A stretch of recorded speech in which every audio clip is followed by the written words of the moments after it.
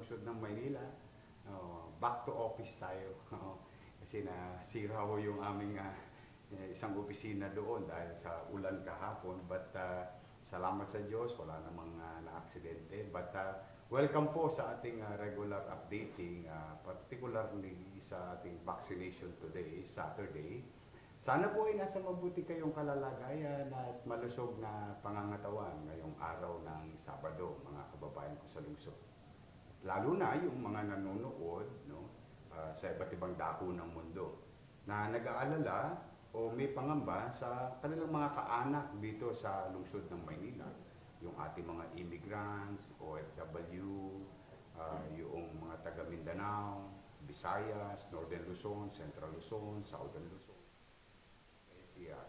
Kung kayo po'y nanonood, please do share this broadcast to your loved ones kasi para nang sa ganoon, ma-update sila sa tunay na sitwasyon ng ating lungsod at ng inyong mga kaanak at kung ano naganap at magaganap sa ating City of Manila. No? Kaya manatili po kayo at meron po tayo mamaya, we will try to answer some of your questions after the update. Kasi po, makasaysayang po ang araw na ito. Mga kababayan ko sa lungsod ng Maynila, mga batang Maynila, I'm very much happy of what MHD is doing and to the people of Manila with regard to our vaccination. Now, let me go first with our COVID situation. Today, we have 97 confirmed cases in our city. At salamat sa Diyos, wala pong nasawi ngayong araw na ito na naitala as of this moment. Sana nga po magtuloy-tuloy na patuloy na maligtas ang ating mga kababayan na impeksyon ng COVID-19. Talaga po napakahirap dahil posible hong magdulot ng kamatayan ng impeksyon ng COVID-19. At again, 150 naman po ang tiyak ng ligtas sa impeksyon ng COVID-19. Magaling na po sila. Ay, salamat naman. Mag-iingat na kayo next time. At kung hindi kalabisan, hinihikayat ko kayo na i-share ninyo ang inyong mga experience kung gaano kahirap emotionally, psychologically, physically, and economically ang maimpeksyon ng COVID-19 sa inyong mga mahal sa buhay, kaibigan at kapitbahay upang kapulutan ito ng aral at gabay ng ating mga kapwa-tao. Please do share your experience. And next time, mag-iingat na po kayo. Ayan po ang ating impeksyon ngayong araw na ito. At umabot naman po sa 119,090 ang napaglingkuran ng libre ng pamahalaang lungsod ng Maynila na swab testing sa ating lungsod at mga taong dumadako sa lungsod at yung mga kapit-probinsya natin. Opo, ay yung mga taga Bulacan, Cavite, Laguna, Quezon, Batangas, Rizal, at Pampanga. Minsan may mga taga Tarlac pa at Pangasinan na pumupunta rito. Kasi nga po talaga, napakamahal po ng testing. At dito po, pupunta lamang kayo rito at libre po namin ibibigay hanggat kaya po namin. Pipilitin namin yakapin ang lahat at huwag na kayong maggastusan. Dahil, nowadays, sa hirap ng buhay ng tao, marami na wala ng hanap buhay. Meron naman underemployed, o meron naman mga nagsarang negosyo. Sa ganitong paraan man lamang ay makatulong ang inyong pamahalaang lungsod ng Maynila. Welcome po kayo sa Maynila. At 28% naman po ang ating occupancy rate sa ating mga COVID bed in our hospital. At 15% naman po sa ating quarantine facility. So para naman sa awa ng Diyos, we are in the manageable level in terms of capacity against the infection, which we will always do. Gagawin po natin lagi yan sa tulong ng ating Vice Mayor, si Vice Mayor Hani Lacuna, at sa po ng aming mga kasamahan sa Konseho ng Maynila, na patuloy na mamumuhunan ang inyong pamahalaang lungsod na tustusan, pondohan, at gamitin ang pananalapi ng bayan na ito'y gamitin ng masinop at mainam at episyente para labanan ang pandemyang ito nang sa ganoon, sa lalong madaling panahon, ay bumalik na tayo sa normal na pamumuhay at makapaghanap buhay na ang lahat ng panatag at walang pangamba. No? Total po, yan ang napag-uusapan natin, yung kapanatagan. Yung mga tao makalabas na ng bahay, ang mga bata makapamasyal. Pero para magawa natin yan, pagdating ng lalong madaling panahon, ay kailangan talaga ang bakunahan. Because vaccination is the solution. No? And with that, I would like to report it to you. Today, nagkaroon po tayo ng bakunahan. No? At yung bakunang ipinadala sa atin noong isang araw ay mga kababayan ay naubos natin today. At una po ay nais kong ipaalam sa inyo, mga kababayan ko sa lungsod. Una, maraming salamat mga Batang Maynila sa pagtugon ninyo sa aking panawagan na kayo ay magpabakuna sa lalong madaling panahon. Sapagkat alam po natin sa mundo, napakahirap makakuha ang bawat bansa ng kani-kaniyang allotment ng bakuna. Ngayon, kapag dumating naman ito sa ating bansa at naibigay sa lokal na pamahalaan katulad ng lungsod ng Maynila, siya naman po namin i-deploy agad. Kaya sa mga tumugon at magpabakuna agad, I'm proud of you sa inyong mga desisyon. Sapagkat mga kababayan, bukod sa first dose at nag-second dose din po tayo, mga Batang Maynila. Ang pinakamataas na record na de-deploy natin sa loob ng isang araw ay about 16,000. No? But today, maraming salamat sa Manila Health Department. Lahat kayo dyan sa Manila Health Department. At maraming salamat Dr. Pox Pangan and assistant ni Dr. Pox na si Ed Santos at 10 ng mga opisyalis ng MHD.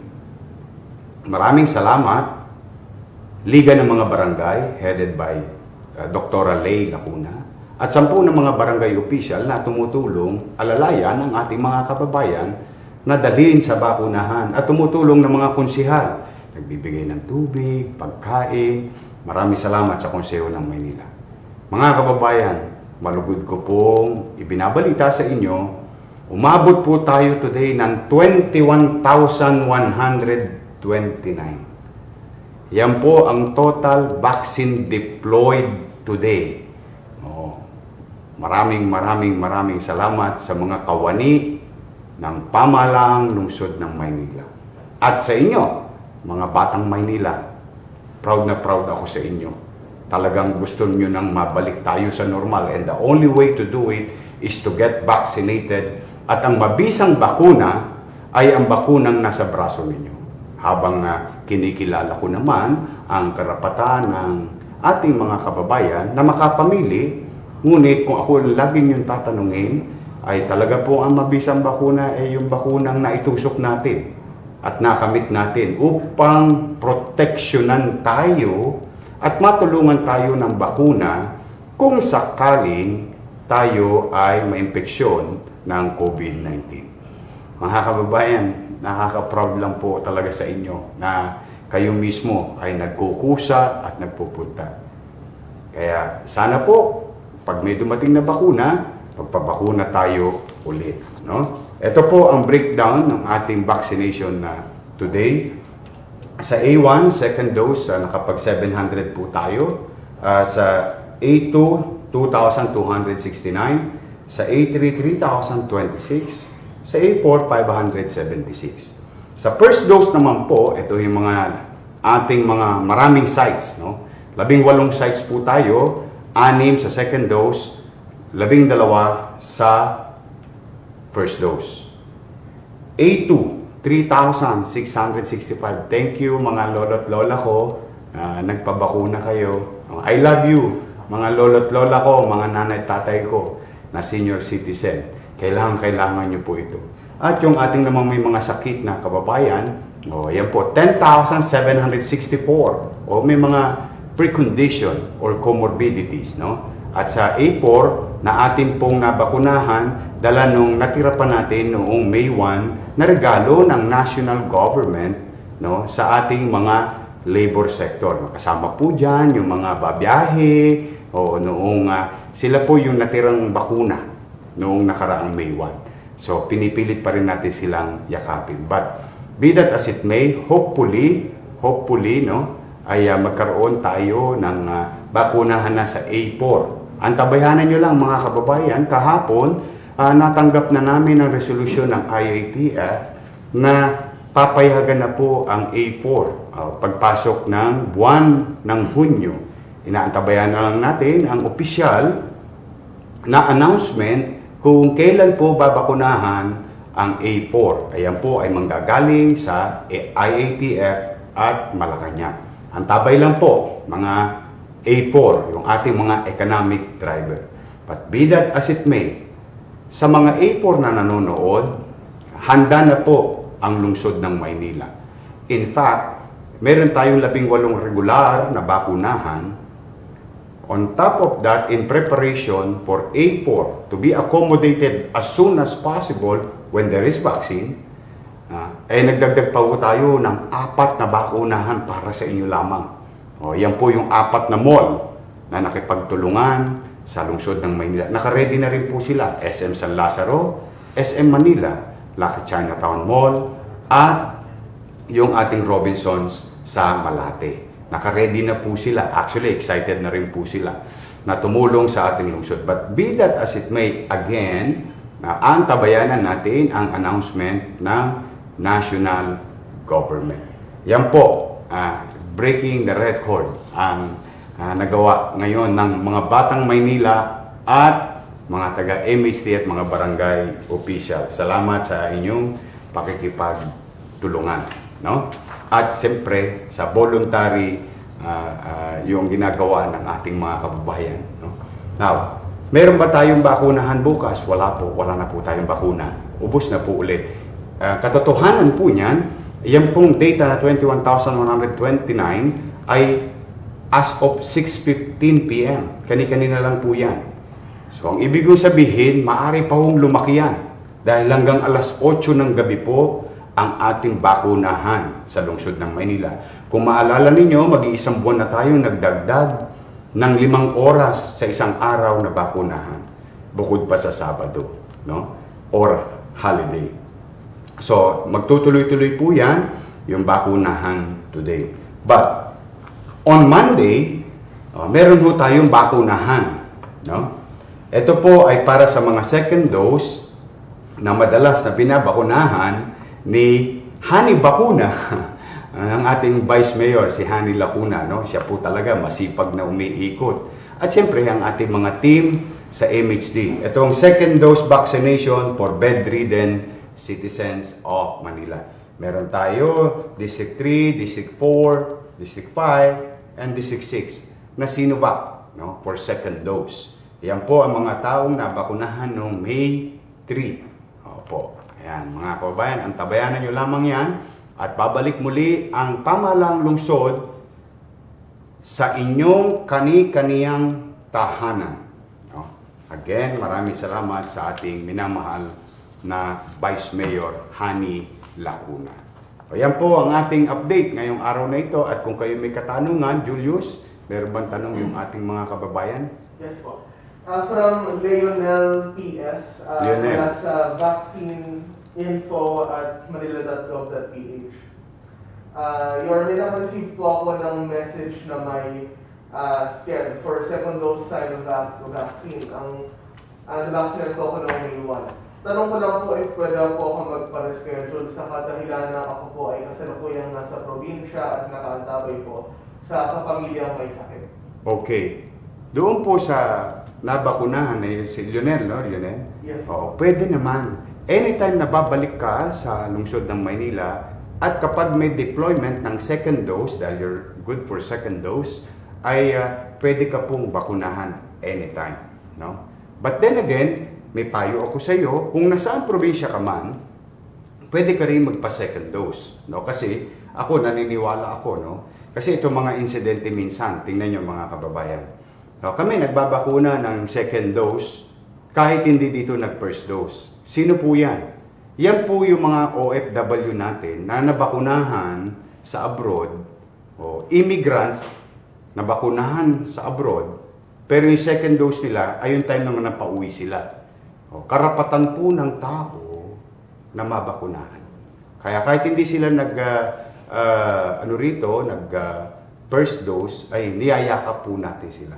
O, yan po yung karapatan ng Pilipino na mabakunahan siya na second dose dito sa ating bansa o sa ating lungsod. So, yung sa ating tawag dito, yung nagtanong, yes, anytime pwede ka rito. Okay. Since record-breaking po tayo from IJ Lucas, IB Lucas. kailan po ulit tayo magkakaroon ng available na bakuna for first dose? IJ, sorry. IJ ay wala tayong bakuna na ngayon. Ubus na. Ubus agad. One day lang. Pero that is a sign of a good problem kasi ang taong bayan talagang gusto na magpabakuna. So mag-aantabay tayo ng refill o resupply ng bakuna na manggagaling sa national government. For the meantime, meron tayo mga for second dose ay tutuloy natin yung kasi tangan natin yung second dose nila. So antabay lang kung kailan tayo muli may bakunahan. Okay, from IP Dominguez. Mhm. Paano po ba magpa-register for bedridden vaccination? Paano magparehistro ang mga bedridden? Okay, kayo po ay magpunta lamang sa inyong barangay at magparehistro at i-email sa amin. In fact, Julius, kunin mo yung data niya para directly matulungan na agad. Mapa-schedule na direkta sa atin. Pupuntahan po kayo, i-inform po kayo. Ang kailangan nyo lang, mga doon sa ating, si Gutierrez? Dominguez. Dominguez. Ay kayo po ay humingi ng clearance kung kayo ay merong personal physician or family physician. Or second, kung wala kayo noon, kailangan namin ng authority, pagpayag ng inyong mga mahal sa buhay. Okay, from Dayanara Ostares Clemente. Dayanara. Nakapag-register na po ako at tayo po ba yung text para makapag-bakuna na po? Tama po kayo. Hindi po kung kayo nakapagparehistro na sa Manila COVID-19 Vaccine.ph ay agad kayong mababakunahan. Kung hindi rin naman kayo pumapasok o nakapaloob o napapabilang sa A1, A2, A3 kasi hanggang sa ngayon pong araw na ito, A1, A2, A3 pa lamang. So kung kayo ay A4 at kung kayo ay nakarehistro noong Enero, maaaring hindi pa kayo natatawagan. No. Pero antabayanan nyo lang kasi mas magandang nakarehistro kayo sa www.manilacovid19vaccine.ph para nang sa ganoon, kapag kayo ay qualified na under the priority list, ay madali kayong matatawagan o makokontak ng inyong pamalahang lungsod.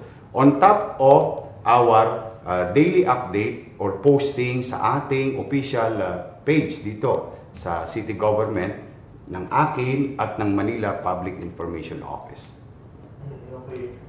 From City Sahara. City Sahara. Okay, Yorme, good evening po. Since birth, asthmatic po ako. Do I need to show a prescription? Yes.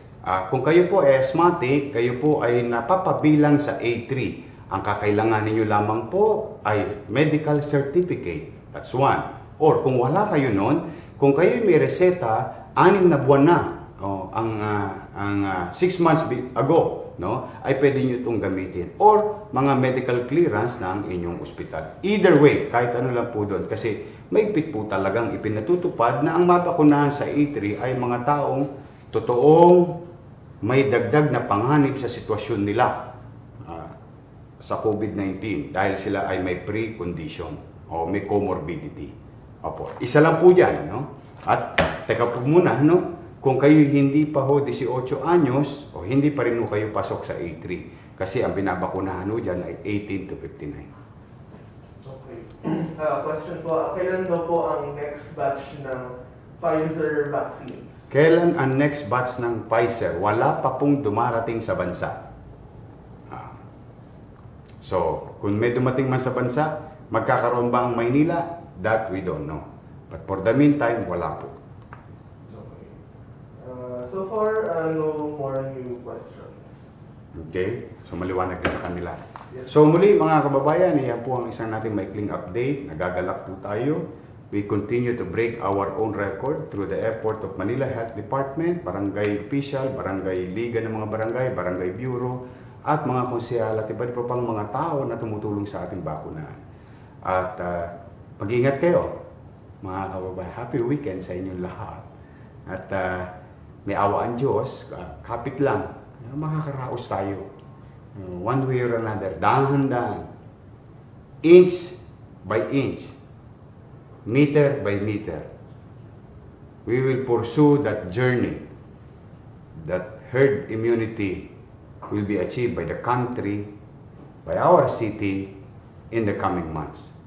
Rest assured, mga kababayan, pag tangan-tangan ko ang bakuna, hindi po natin patatagalin ang mga ito. At ganun din, ulitin ko ang aking panawagan, kapag may bakuna, magpabakuna agad. Vaccination is the solution. Ang mabisang bakuna ay ang bakunang nasa katawan mo.